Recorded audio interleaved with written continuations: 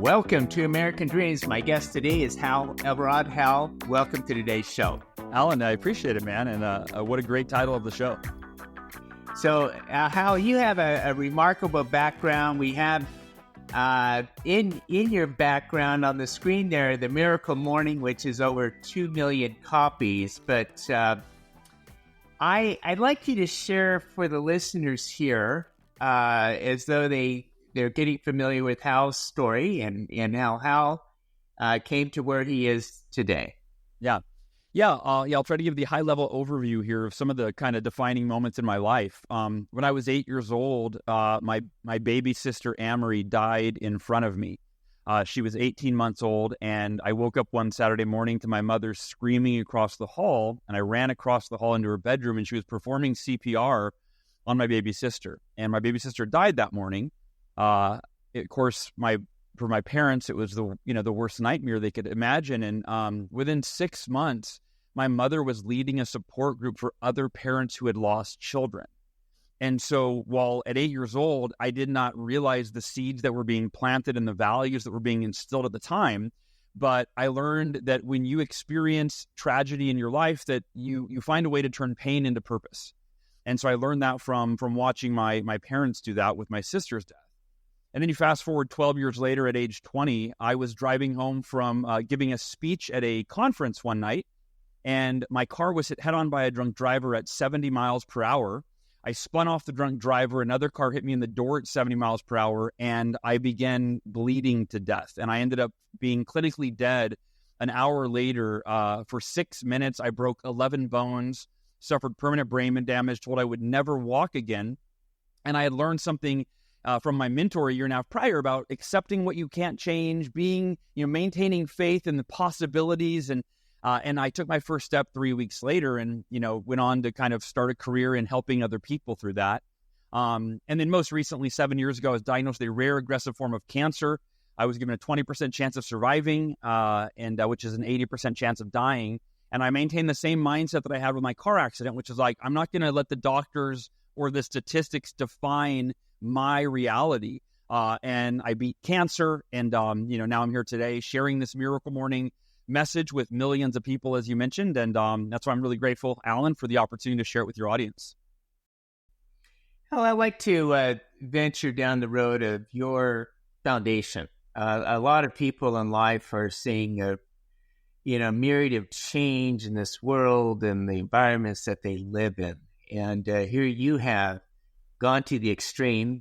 You've been a witness to the death of your sister, nearly lost your own life on more than one occasion, drunk driver, the cancer survivor. Where do you draw your inner strength from? A lot of people are like, hey, I don't know what to do, and their problems are nowhere near. But what is it inside you that gives that strong foundation?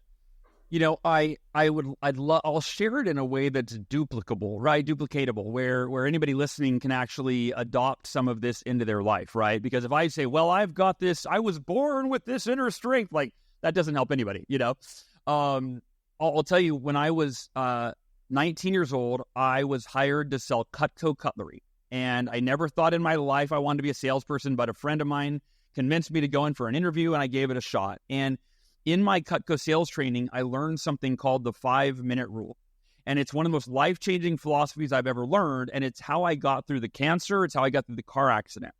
And so the 5-minute rule, my mentor in my Cutco training said, when you go through adversity in life, you have one choice, basically, which is how you're going to respond. And you can respond in a positive, proactive way or in a negative, disempowering way, right? Okay, there's a nice binary, pretty simple for all of us to understand. And he said, now you're about to start a career in sales. He said, you're going to experience adversity like most people don't on a daily basis, meaning the average person occasionally faces rejection and they have to deal with that emotional turmoil that is caused when you are rejected. And that might happen to them, once a year or something. He said, you're going to face it on the phone 10 times a day. You're going to face it in person. You're going to sit across from somebody and they're going to say, I don't want to buy anything from you. Get out of my house, right?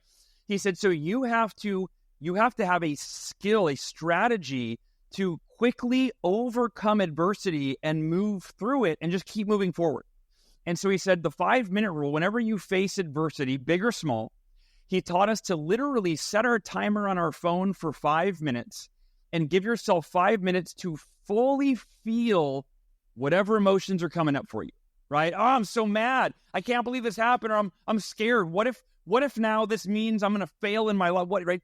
Whatever the emotions are, he said a lot of us suppress them. We push them down because, I can't cry. Mom, dad said don't cry. Or I don't have time for this right now. I just got to keep, right? And he said you've got to fully process the emotion. But he said it doesn't need to be for an extended period of time where you dwell on something you can't change for hours, days, weeks, months. He said set the timer for 5 minutes, bitch, moan, cry, vent, punch a wall.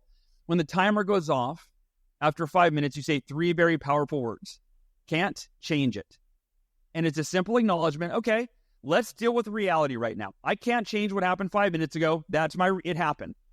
I get to choose now. Will I respond in an empowering way where I accept my reality as it is and I focus on what's in my control moving forward?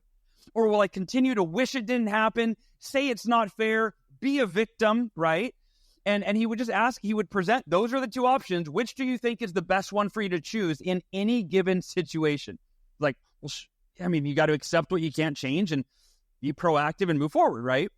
And so I learned that in my Cutco sales training in the context of much smaller adversity. I practiced it for 1.5 years. And then when I came out of the coma 6 days later after the car accident, I realized, this is no different from the little adversity. It's definitely different, but right now I got a response. I can respond in the most empowering, positive, proactive way, accept what I can't change, my reality exactly as it is, move forward, or I can complain, I can be a victim, this isn't fair, I didn't deserve this, my life is over. And so that was it. And so I had learned that 5-minute rule at 19 years old, and I applied it 1.5 years later when I was told I would never walk again. And there's an important distinction there. I accepted the possibility that I might never walk again, and I told my dad, I'll be the happiest, most grateful person you've ever seen in a wheelchair, Dad, because I'm in a wheelchair either way. I will not let my unchangeable circumstances define my choosable attitude. I said, but I'm not accepting that as the only possibility. My energy now is going to go into, hey, maybe I could walk again. I'm going to maintain faith that that's possible while I accept the worst case scenario. So again, for anybody listening, this isn't rocket science. It's literally, we can all choose to apply that 5-minute rule, be at peace with the things we can't change. And when the timer goes off after 5 minutes or 10 minutes or an hour, whatever, right? Okay, I get to choose now the most positive, proactive, empowering attitude. And that's how I'm going to live my life. So you went on from these experiences to write a book called The Miracle Morning. Yeah. Over 2 million copies sold. Can you tell us a little about the genius of the book and how this came about? Yeah, so there's one other adversity in between all of those, and that was the 2008 financial crisis. And I had my own business. I was earning about $80,000 a year as a coach. So I was building this business. It was going well, and I was very optimistic. Like, I'm not going to let the economy affect me. I'll figure all that, I'll create my own economy. I remember I said that to a few people. I create my own economy. And long story short, the economy destroyed me. I lost over half of my clients, over half of my income. Became depressed because I lost my house. It was my first house I'd ever bought, foreclosed on. And I didn't know what to do. My body fat percentage tripled. I was in the worst shape of my life, mentally and emotionally, financially, you name it. And one day I heard a quote from a Jim Rohn audio that my friend recommended. It was the quote, and if anybody's listening, this is worth writing down. You don't want to forget this one. This changed my life. And it really gave birth to the Miracle Morning concept. Jim Rohn said, your level of success in any area of your life will seldom exceed your levels of personal development. And when I heard that, here's how I quantified it, because I think that's not a really easily understandable quote. You go, well, wait, what do you mean by levels of success? What is personal development? What does that mean? Here's how I made sense of it. On a scale of 1 to 10, Alan, if we're measuring success, fulfillment in our health, our marriage, our mental, and emotional well-being, any area of life, our finances, On a scale of 1 to 10, 10 being the best, what level would you say most people, if not every person, wants? 10. Yeah, it's human nature. Nobody's like, well, I don't want to be too happy. I don't want too much money. No, it's like, I want to be as happy and healthy and wealthy and financially secure and abundant and in love as humanly possible. So then the next question was, okay, so we all want level 10 success, but I thought, what's my level of personal development? And the way that I would define that for anybody listening is, what are the daily rituals and routines that you have in place that enable you to develop yourself into a better version of who you were when you woke up that morning? That's your level of personal development, the books you're reading, the journaling that you're doing, the exercising. And my answer was 2 or 3. Like, I want level 10 success, but my level of personal development is at a 2 or a 3. And I believe that's the disconnect for 95+% of our society, myself included, is we all want to be as happy, healthy, wealthy, and successful as we can be, but most people don't have a daily ritual or routine in place that enables them to become the level 10 version of them that is capable of creating and sustaining that success. So I had this epiphany, and I go, I got to go create the most extraordinary, effective, scientifically proven personal development ritual known to man, and I got to start doing that every day. And so I just went and spent an hour Googling, what do the world's most successful people do for personal development? And at the end of that time, I had a list of 6 practices, 6 of the most proven practices, and I was trying to pick the 1 or 2 that was the best. And I'm going, I'm feeling overwhelmed. I don't know which one of these I should do. And then the light bulb moment was, wait a minute. What if I did all 6 of them in one 30 or 60-minute ritual? I wake up a half an hour earlier, do all 6 practices.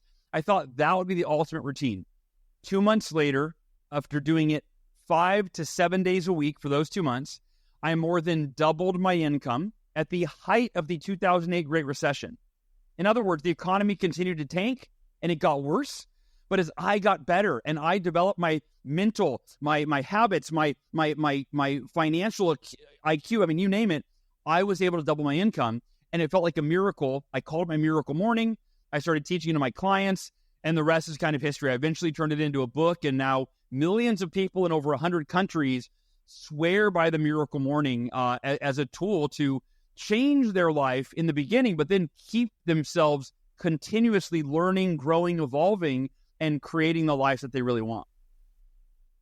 So these 6 personal development practices, you also have an acronym for them as SAVERS. Yeah.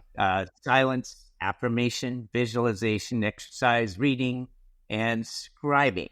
Yeah. Walk us through the SAVERS and how they can help us improve our lives. Yeah, I'll start by saying this. Robert Kiyosaki, the author of Rich Dad, Poor Dad, one of the best-selling financial books of all time, he has read The Miracle Morning 3 times to my knowledge. And he had me on Rich Dad Radio, and he told me that it changed his life. And here's what he said. He said, Hal, you named the book correctly by calling it The Miracle Morning. And of course, I said, well, why did you say that? He said, because before you wrote The Miracle Morning, every successful person on the planet attributes their success to at least one of those practices. One of the savers is what they would say, yeah, it's the books I read, or it was my, Ray Dalio, billionaire investor, says the number one key to him becoming a billionaire was his daily meditation practice. So what Robert Kiyosaki said is, Hal, any one of the savers will change your life. But he goes, you named the book correctly by calling it The Miracle Morning, because when you combine all 6 of these ancient best practices, he said, my experience has been that you experience miracles in your life. He said, I'm experiencing miracles in my business, my health, and my marriage. So that's a high-level understanding of when you combine these 6 ancient best practices, you're not harnessing the power of one of them, or 2 of them, or 3 of them, but all 6. Silence is starting your day with meditation, prayer, or breath work, gratitude. There's a buffet of options, but it's scientifically proven to lower your cortisol levels, clarify your thinking so that you can be more effective in everything else you do for the day.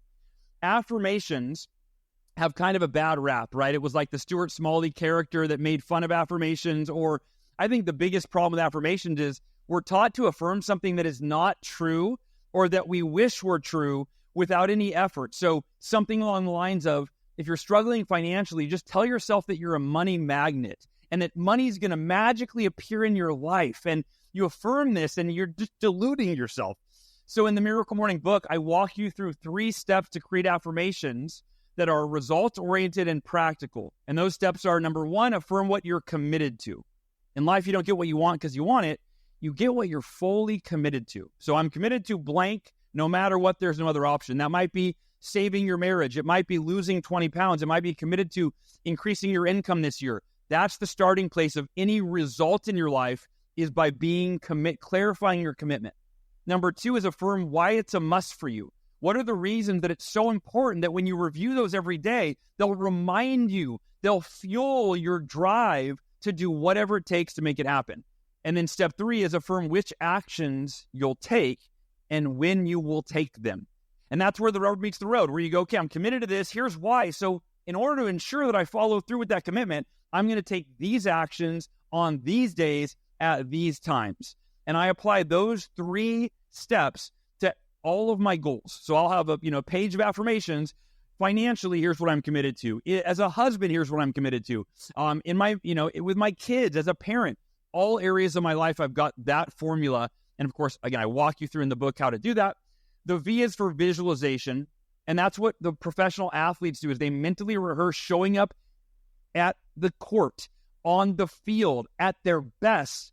So they're mentally rehearsing showing up for work or their life. And I use it for how I'm going to show up in the kitchen in the morning when I'm helping, greeting my kids with love and passion and energy and fun. And mentally rehearsing that with your visualization practice makes it automatic.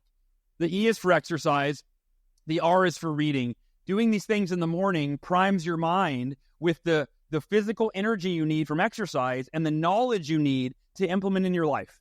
And the final S in Savers is for scribing, which is simply putting pen to paper, and the magic that happens when you get the myriad of thoughts that are bouncing around in your head, making you feel overwhelmed, and you clarify your thinking and writing, and now you unburden yourself from having to keep all of that in your head. Now it's on paper, or you type it in your journal. Either way, now you feel a separation from the things that are causing you stress, and you're able to focus on the things that you're grateful for to amplify feelings of, wow, you know what?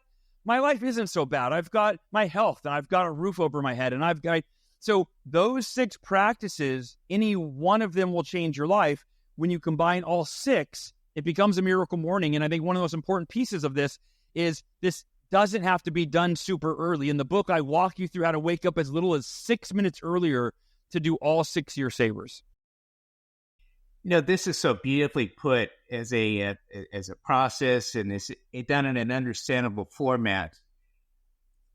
Do you recommend that in this process of savers having some type of mentorship role or coaching role or accountability, where it's not just a self-reporting, but you report something to another person? Yes. There's a whole section in the book where I talk about the power of accountability and why it is lost for most people, because it's forced upon us as children when our brain is developing. So we grow to resent it and resist it. Oh, mom and dad make us eat our vegetables as kids, so we don't want to. They make us take a bath. We don't want to. They make us wake up for school. We don't want to. And then most people, when we become adults, we resist and avoid accountability at all costs. And it's our downfall. And so, yes, in the book, I talk about getting an accountability partner, whether it is, in the Miracle Morning community, for example, there's a Facebook group with 350,000 people called the Miracle Morning Community. And every day there are people going there, hey, I'm new. I just read the book.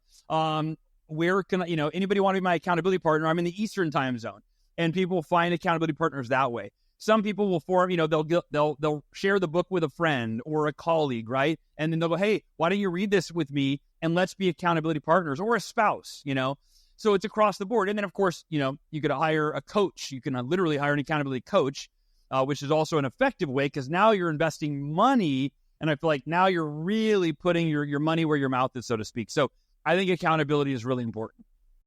Yeah, you recently released an updated and expanded version of the book. Can you tell us why you wrote this new book, or the revised edition, and how is it different from the original? So the Miracle Morning updated and expanded edition, the original edition came out on December 12th, 2012, 12/12/12, so 12 years ago. And the new edition came out about 5 months ago. And I've always wanted to rewrite the book because I know so much more over a decade later that I did not know when I wrote the first edition. So the new edition has 70 pages of brand new content, including 2 new chapters, The Miracle Evening, which is your strategy for blissful bedtime and better sleep, and The Miracle Life, which is what I call your path to inner freedom. And there's 25 new pages of content in the Savor section alone. So it's all sorts of new meditation practices. And I almost rewrote every page. So that's why I released the new edition, because I've wanted to do a new edition for probably since practically after I wrote the first one. I go, oh man, I keep learning new things. And I'm learning not only from my own Miracle Morning, but from getting feedback and questions from the Miracle Morning community. It's like, oh wow, I didn't realize that I didn't cover that in the book. So the new edition, it's exciting to really write the book I would have written had I known what I know now. Give us a couple examples of some of the things that you've recently adopted in your strategic thinking for adopting some of these methodologies.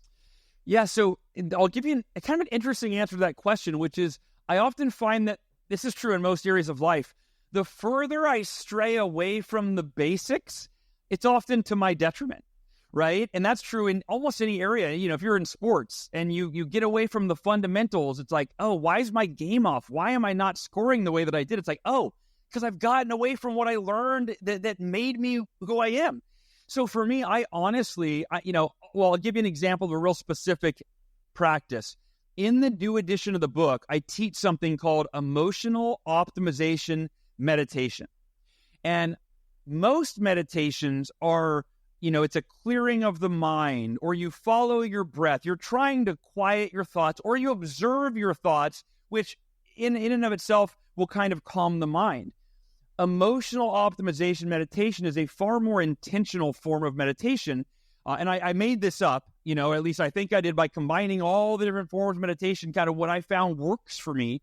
And it's where instead of just clearing your mind, you identify what's the optimal mental and emotional state for me to be in that would best serve me today. So I'll actually look at my schedule briefly for just a sec and go, okay, what's on the agenda today?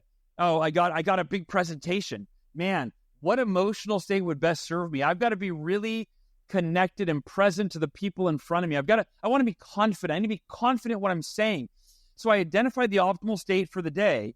And then I go through a few steps where I get myself into that state.